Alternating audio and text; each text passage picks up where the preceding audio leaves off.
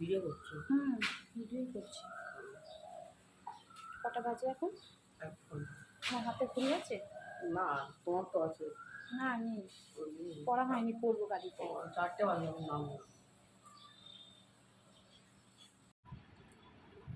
Hello বন্ধুরা, কেমন আছো? নিশ্চয়ই অনেক ভালো আছো। আমরাও ভালো আছি।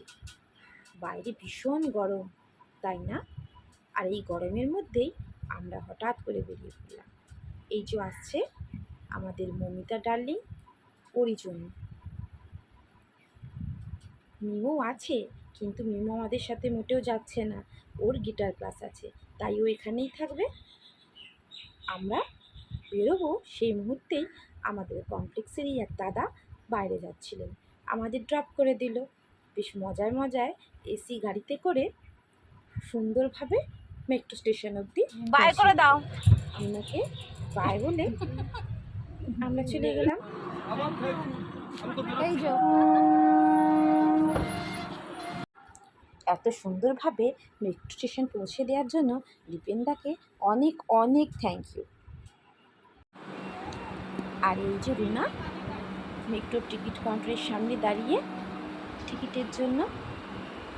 টিকিট পাওয়া হয়ে গেলেই আমরা এগিয়ে যাব মেট্রোর দিকে।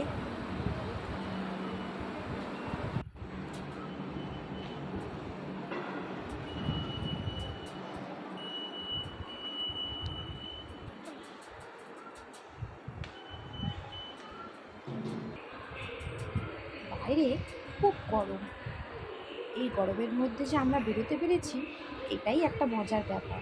ঘর থেকে তো এসির বাইরে বেরোনোই যাচ্ছে না, সেইখান থেকেও হঠাৎ করে যে আমাদের কী হলো যে বাইরে যাব, একটু বাইরে যাই, সবসময় তো ঘরের মধ্যেই, তাই কোনো কথা না বুঝে শুনেই বেরিয়ে পড়েছি।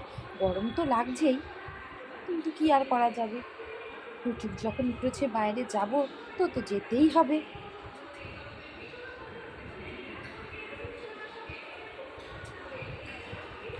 তবুও ভালো, দীপেনদা আমাদের মেট্রো স্টেশন অবধি এসি গাড়িতে পৌঁছে দিয়েছে, আর মেট্রো এসি আছে, খুব একটা গরম লাগবে না।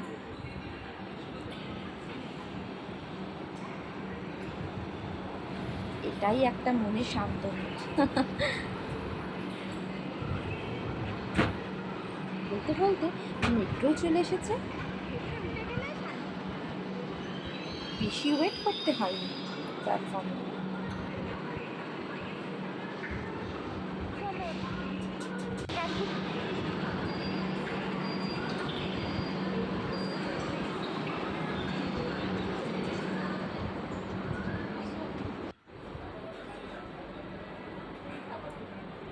ব্যাস, আর কোনো অসুবিধা নেই, বসার জায়গাও পেয়ে গেছি, বসেও পড়েছি, আর ভিতরটাও পুরো ঠান্ডা, পুরো এসি মেট্রো, তাই খুব একটা অসুবিধা হবে না আমাদের নেক্সট প্ল্যাটফর্ম অবধি পৌঁছাতে।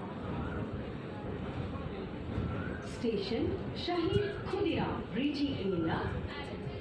কত লোকজন, বিভিন্ন রকম মানুষ, বিভিন্ন রকমেরভাবে কথাবার্তা গল্প, বেশ ভালোই লাগে। রাস্তাঘাটে বেরোলে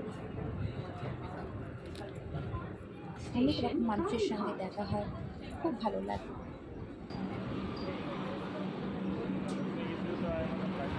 পৌঁছে গেছি আমরা।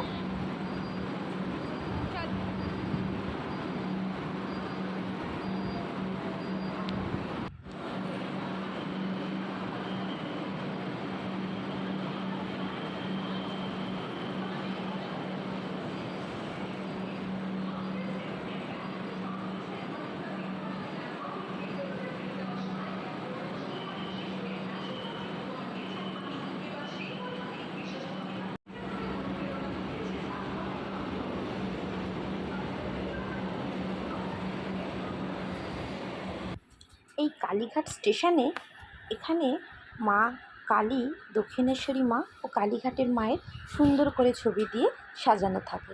এখানেই নমস্কার করে প্রার্থনা করে আমরা বাইরে বেরিয়ে গেলাম।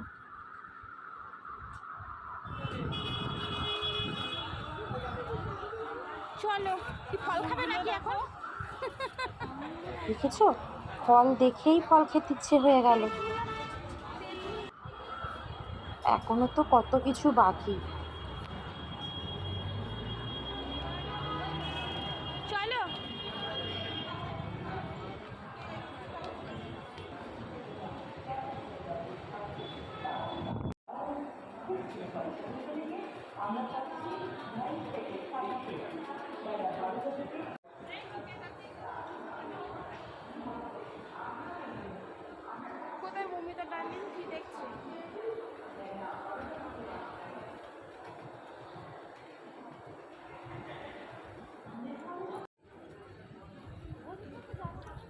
ঢুকে পড়লাম লেক মলের জুডিওতে।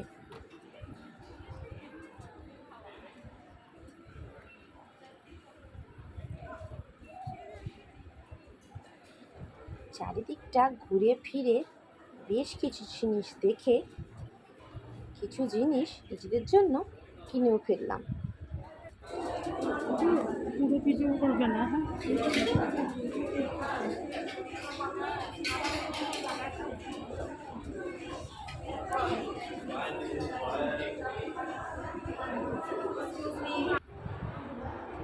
তারপর ওখান থেকে বেরিয়েই সোজা এবার কিছু খাওয়া দাওয়া করতে হবে, সেই উদ্দেশ্যেই যাওয়া। আর সামনেই চলে এলো বারবিকিউ নেশন। তবে ওখানে তো যাওয়ার উপায় নেই, কারণ অনেকটা সময় লাগে ওখানে। আর বাড়িতে যখন মিমোকে রেখে এসেছি তখন বাড়ির যাওয়ার তাড়াও আছে, তাই অবশেষে সামনেই ছিল ফুড কোর্ট। আর সেখানে গিয়ে আমাদের পছন্দের সামান্য কিছু খাবার অর্ডার দিয়ে একটু ওয়েট করা।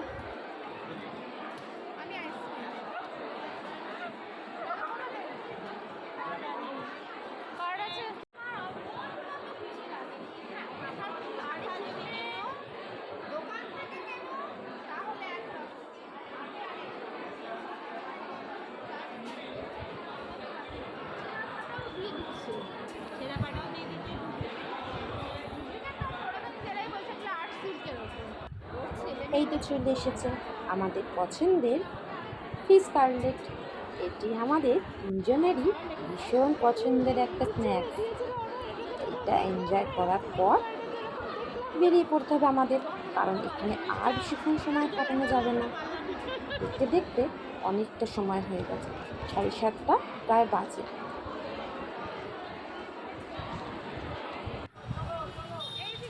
এরপরেই আমাদের একটু সামনে এগিয়ে যেতে হলো।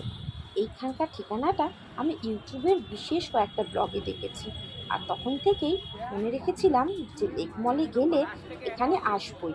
দীপিকার কিচেন, মিমো তো বাড়িতে আছে, ওর জন্য কিছু নিয়েই যেতে হবে, তাই ভাবলাম এখান থেকেই নেওয়া যাক, একবার ট্রাই করা যাক এখানকার খাবার কেমন খেতে। ব্লগগুলোতে তো বেশ ভালোই রিভিউ দেখেছি, সেই জন্যই চলে এলাম। আর এখানকার লোকেশনটা একদম লেক মলের উল্টো দিকে, দীপিকার কিচেন। দেখাই যাক এখানকার খাবারটা কেমন খেতে হয়।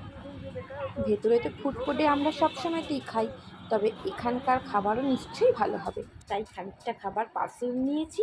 আমাদেরও খাওয়া দাওয়া ঘোরা বেড়ানো কেনাকাটা সব কমপ্লিট, এবার সোজা বাড়িতে। তোমরা সবাই অনেক ভালো থেকো আর অনেক আনন্দ থেকো। আবার দেখা হবে, এবার তবে আসি।